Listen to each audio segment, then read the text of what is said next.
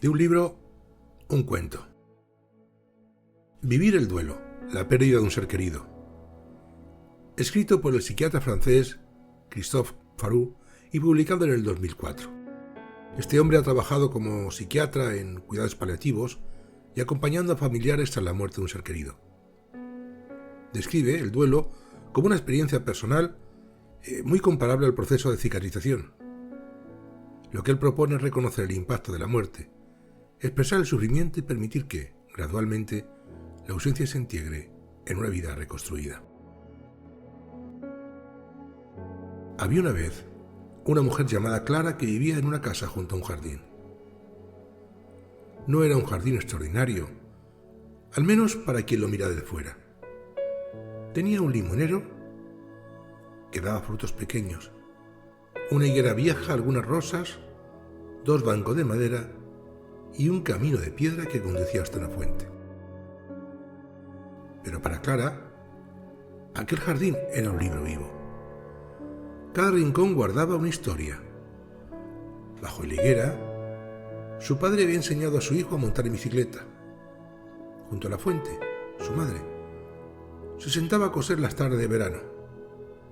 Y en el banco de la entrada, su marido Daniel leía el periódico cada domingo mientras ella preparaba café. Daniel había muerto a final de otoño. No fue una noticia que Clara pudiera comprender de inmediato. Aunque los médicos lo habían explicado, aunque había visto el silencio de la habitación, aunque había firmado papeles y atendido llamadas, una parte de ella seguía esperando oír la llave girar en la puerta. Durante los primeros días, caminaba por la casa como si alguien hubiera movido todos los muebles en la noche. Veía la taza de Daniel en la cocina, la camisa que aún colgaba detrás de la puerta, el libro abierto junto a la cama. Y pensaba, no puede ser, esto no puede ser verdad, en cualquier momento volverá. Clara no lloraba siempre. A veces se quedaba quieta mirando un punto fijo en la pared. Otras veces hacía tareas pequeñas con una concentración extraña. Doblaba una servilleta, regaba una planta, ordenaba una cajonera.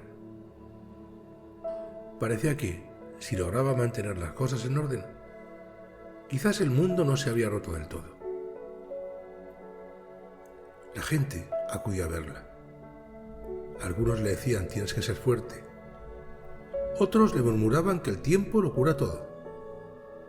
Y algunos, sin saber qué hacer con su dolor, cambiaban pronto de tema. Clara agradecía las visitas, pero muchas veces se sentía aún más sola, porque nadie parecía comprender que no necesitaba que le explicaran cómo sentirse. Necesitaba que alguien pudiera sentarse a su lado sin intentar apartar su pena. Una tarde, cuando el silencio de la casa era demasiado grande, Clara salió al jardín. El invierno había empezado a quitar esas hojas de los árboles. La fuente estaba apagada. El banco donde Daniel leía estaba cubierto de humedad. Clara se sentó allí y por primera vez desde la muerte de su marido dijo en voz alta, no sé cómo vivir sin ti. Las palabras no resolvieron nada, pero al pronunciarlas sintió que el dolor, que hasta entonces había sido como una piedra dentro de su pecho, empezaba a tener contorno.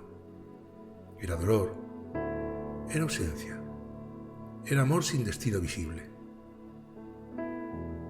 Y Clara lloró. Lloró por Daniel,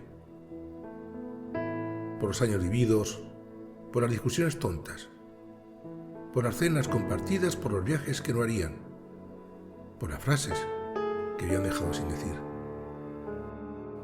Lloró por ella misma, porque no sabía quién era ahora y que ya no era la mujer que esperaba a Daniel los domingos.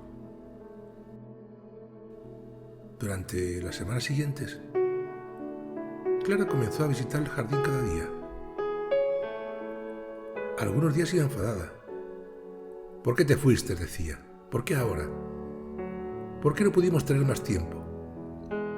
Otros días se sentía culpable. Recordaba aquella ocasión en que Daniel le había pedido que lo acompañara al médico. Y ella había dicho que estaba demasiado ocupada. Recordaba una discusión sin importancia. Recordaba momentos en los que no había sabido de cuidar, no había sabido escuchar o incluso comprender.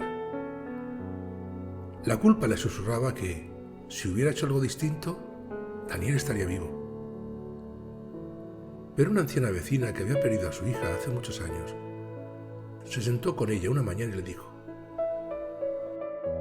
cuando alguien muere, la mente busca una puerta por la que regresar al pasado. Cree que, si encuentra el error exacto, podría deshacer lo sucedido. Pero no siempre hay una puerta. A veces solo hay dolor. Y no tienes que castigarte para demostrar que amaste. Clara no dejó de sentir culpa de inmediato, pero aquella frase empezó a acompañarla. Comprendió que el duelo estaba lleno de sentimientos que podían contradecirse. Podía echar de menos a Daniel y, al tiempo, estar enfadada con él. Podía sentir tristeza y, algunas veces, cansancio. Podía recordar sus últimos meses de enfermedad y sentir, junto al dolor, un extraño alivio porque ella no sufría. Y ese alivio no era una traición. Era también una forma de amor. Pasó el invierno.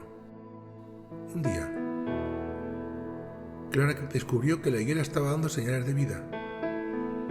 No tenía aún hojas, pero en las ramas había pequeños brotes. Y se quedó observándolos un rato. Entonces pensó que el jardín no había olvidado el invierno. No lo había borrado.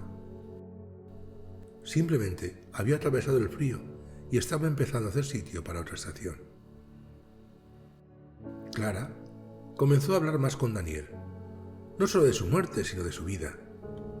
Contó a sus nietos cómo se conocieron, le mostró fotografías antiguas, recuperó las recetas que él preparaba en Navidad, narró sus manías, sus gestos, sus bromas repetidas, las canciones que cantaba desafinando. Al principio, aquellos recuerdos le hacían llorar, pero con el tiempo algunos empezaron a traerle también una sonrisa, porque descubrió que podía reír recordándolo sin dejar de extrañarlo. Podía sentir gratitud por lo vivido sin negar que la ausencia le dolía. Y una mañana tomó una decisión. En el rincón más vacío del jardín, junto a la fuente apagada, plantó un limonero joven. No lo hizo para sustituir a Daniel. Nadie sustituye a nadie. Lo plantó porque quería que hubiera un lugar al que acudir cuando necesitara hablar con él, recordarlo o simplemente guardar silencio. Cada vez que regaba el árbol pensaba: tu vida no ha desaparecido de la mía, ha cambiado de lugar. Con los meses, Clara aprendió cosas que nunca había querido aprender. Empezó a hacer gestiones que Daniel resolvía. Aprendió a dormir en una cama demasiado grande. Aprendió a responder a la pregunta ¿cómo estás?, sin fingir que estaba bien ni convertir cada conversación en un pozo de tristeza. Aprendió también a pedir ayuda. Una amiga le acompañó a ordenar su ropa. Su hijo le ayudó a arreglar una persiana. Otra mujer que también había olvidado le invitó a caminar una vez por semana.